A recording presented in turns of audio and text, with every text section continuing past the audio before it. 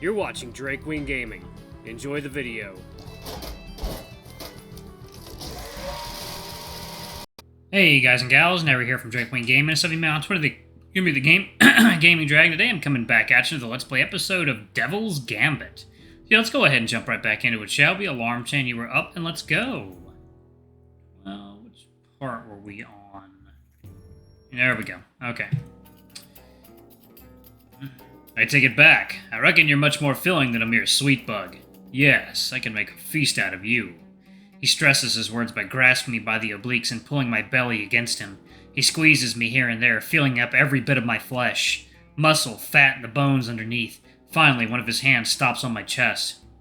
Do you know what lions like to say? I shake my head.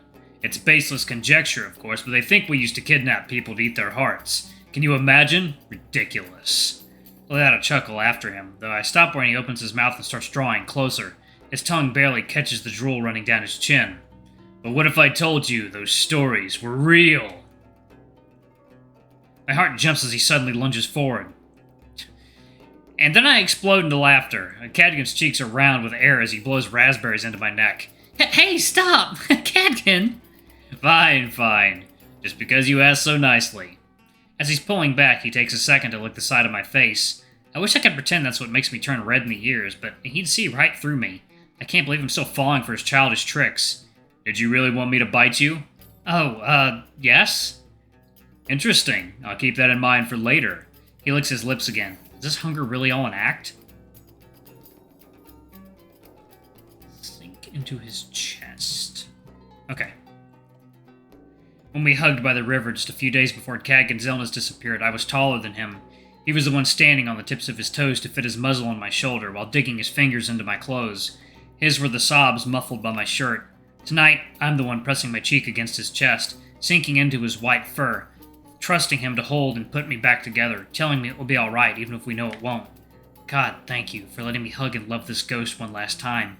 Even if the man I love will never know about these tears I'm shedding. Thank you. Here, with my face pressed against him, listening to his heartbeat, Kagan and I never walked together during the winter, after the first snowfall, but I can pretend we did. And there, treading the undisturbed snow as the sun set, we'd find a place so silent we'd hear each other's heartbeats. We'd hug like this, not feeling the slightest bit of cold, and I'd appreciate every bit of strength this man mustered over the years. I have too many regrets about things we could have done, but that now won't come to be. About chances I missed. Here, in his arms, I realized how badly I wanted to tell him. I didn't have the guts to tell you, but when we were coming back from the valley, I kind of wanted to ask you to carry me instead. You're just so big now, I bet you wouldn't have broken a sweat. Oh yes, I could tell. During the whole walk back, I was half expecting you to ask me to. You did? Of course, you're transparent, Hector. It's plain to see.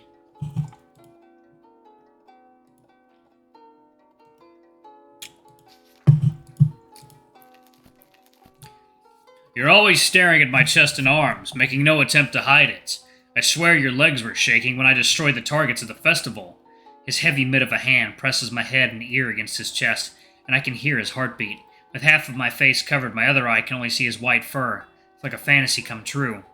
If things had been different, Badger, I'd have picked you up over my shoulder, or maybe bridal style, and I'd have spirited you away from Renai.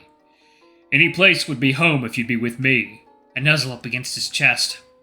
I wish I could make this real. I'd give up anything, my career, my home, even my soul in exchange. His arms tighten around me almost playfully. I'd rather like that. For you entrust everything to me. Your past, present, future. I'll love and cherish all of you. I'll put you through pleasures so intense they'll change you. You think you've reached maturity. You think you know who you are in the world, but you will see that everything you latch onto, your noble doctor's station, that scientific thinking, your good manners. One hand travels to my lower back, and, as though he never let me go, to make me his possession, Kagan squeezes all of me against him, including our crotches. It elicits a moan out of me, but that wolf doesn't even notice it in his dominant frenzy. All of it is significant. All of it is significant. A willful distraction from your actual role as my plaything to fuck and claim and moan and own. After a single night tied to me like a bitch, getting pumped full of my cum, you will see that was what you spent your entire life searching for. But worry not, Badger. I'll take my time fitting my knot into you. Wearing out every resistance, I'll have you calling out my name in bliss every second. And you'll enjoy every moment of being branded as mine, in body, mind, and in your delicious soul. Maybe I took the wrong way. I may have taken the wrong way. Let's see, y'all. Kiss him. There we go. Though my joints are rigid and my heart is hammering against my chest, I work up the courage to look into Kagan's eyes one more time. They're so deep and mesmerizing. His breath is hot as it hits my nose. He's really become such a handsome man. I'm lucky to be in his embrace. Am I? Am I not? Who cares about what is real or isn't? When I go to sleep tomorrow, will this Cadgan still be waiting for me? Will he hold me and insult me again? Regardless, I will treat this as the last time I'll ever talk to him. I'm done doubting myself, missing chances, and piling up regrets. Right now, everything is where it should be, so let me partake in it, experience what it could have been down to every last detail. Dig into his back as I pull closer. As our breaths intertwine, his eyes reflect a devotion taller than Renai's summits, deeper than the valley's most profound darkness. Which is why I'm baffled when he stops me by placing a finger on my nose. What's the matter? It's too soon for that, Hector. Why? I don't want this opportunity to slip by, please. It won't. Not if you haven't given up. I follow the wolf's gaze toward the void above us. It's as though there was something invisible yet perceptible there. Don't you feel it drawing closer, Hector? Encroaching and surrounding you? Thousands of flowers burst open, dozens of springs all at once.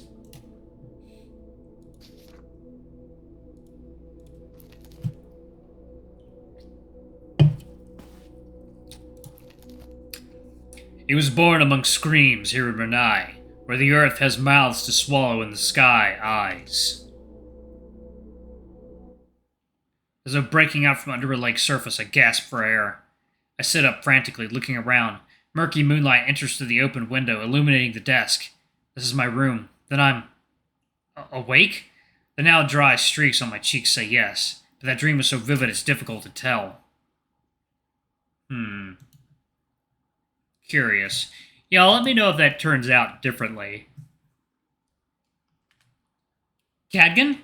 No matter how long I stare into the darkness in front of me, the wolf doesn't show up again. Excuse me, just as quickly as it came, the tension drains from my body and I flop back onto the bed.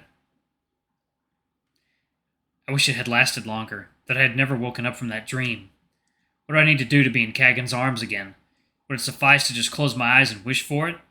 How convenient that would be. I close my eyes with a sigh and hug my pillow. It's right then. When my heartbeat has calmed down and my thoughts have been silenced, that I notice a scent that's been there since I woke up. The same one I sensed in my dream. The scent of the Eye Valley. And right after that comes the realization that what I'm hugging is too bulky to be my pillow. In the same place where Kagan's face would have been moments ago are 2 rubies instead. Ah, is this what the lion saw during the first attempt at the expedition? It must have been yes, because the rubies are blinking. Before I can muster any further thought, they pounce at me. I scream and roll off the bed, making a break for my desk. Get the pestle! No, the lamp! Now armed, I head straight for the door, now only to run into a wall. It should be right here, so I try to feel my way to the door frame, but no matter how long I search, I can't find it. Heaving with shaky hands, I take hold of the bottom of the lamp and release magic. It comes out as sparks, but that's enough for the oil to light up violently, flames licking the top of the chamber. Huh? It's not here. The door's gone. Something shifts behind me. I hold my breath and turn around. It escapes my lungs at first as an exhale and then as a snicker. The smell from the valley, the rubies, the disappearing door. I'm still dreaming, aren't I? Oh!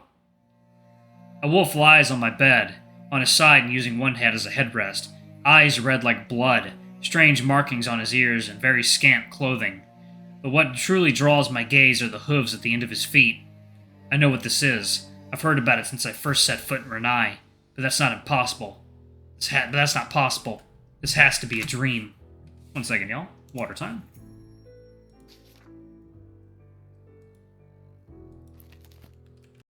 Alright, y'all, and we are back. And why does his smile make me so uneasy?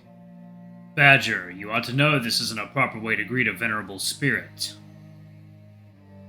He's a big boy. I back up as he gets up, but I immediately hit the wall. The entity stands tall, ears almost touching the ceiling, before stepping off the bed and approaching me. He points downwards. On your knee, head down. Half complying, half collapsing from fear, I obey his orders. His hooves come into view as he stops right in front of me. A touch all too similar to the forest's thin fingers runs through my head and nape. Claws scrape my skin like hungry daggers. They tear apart any delusion I might still hold that this is a dream. This is all real, do you understand? Yes, I didn't mean to disrespect you. Forgive me, please. Entity chuckles, stroking more forcefully, savoring my fear. Good boy. Stand up. The entity, though the demon's touch, retreats. With one hand on the wall and the other gripping the lamp, I get on my feet. Tell me your name, Badger. Hector of Oblin. Who are you? He grins, playing with one of his nipple rings? As though weighing whether to answer the question. But he's only toying with me. A demon won't refuse to give their name. Ren's Kai, Watchman of the Eye Valley, Devil of Renai. Are you? The one behind all the accidents? The evil look on his face says it all, but that can only mean one thing. Are you after me because I work for the Duke? Please, have mercy! I'm only a doctor and only stepped into the valley once! Your nerves are as sturdy as a piece of butter in a hot pot. Calm yourself, foolish man. I'm not interested in punishing you. But then, why? Be not afraid. I am pursuing a mutually beneficial arrangement. The demon licks his lips and steps closer. Although I have nowhere to run away to, he slams his arms on either side of me, cornering me between him and the wall. It's a fight to not fall on my knees again. I was reawakened by that idiotic lion uselessly trying to invade my territory, like the many men that tried and failed before him. However, thanks to that, my legend once again strikes fear into the hearts of men. But after a year, I've grown tired of feeding only on fear. Oh, but then here you are, pent up, frustrated, heartbroken, delicious. From the moment I sensed you, I've wanted to eat your heart out. He might get his wish because it feels as though my heart is about to jump out of my chest. But this won't do. Not with you scared for your life, thus I want to strike a deal. What? It's a truly generous deal for you. I will offer you my protection and demand your broken heart. In exchange, you will provide me with the sustenance I desire.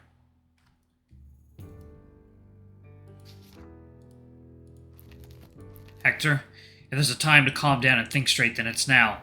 Pick your words carefully. Don't agree with anything the demon says, and don't fall into temptation. Ren's Kai drags a hand down his chest and abs, his claws accentuating every curve, every muscle, before ever so slightly slipping under his buckle. He's smirking, well aware that I'm staring.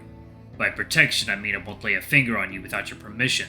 I will defend you from every threat in the valley. You and you alone will be safe to set foot there, no matter what. As for mending your heart, I'll fall for it, Hector. Remember that he's a demon. By mending and eating, I mean the same thing. Let me comfort you. Those 9 years of pent-up feelings are too delicious to let go to waste. I want them for myself. That's absurd. I would never... Why not? Because I'm a demon? Or could it be that you still hold devotion for the man that broke your heart? He knows everything. My dream about Cadgan, was that him probing my mind? I shouldn't be surprised. He's something me and other mortals don't comprehend, but I can't think straight. Be honest now.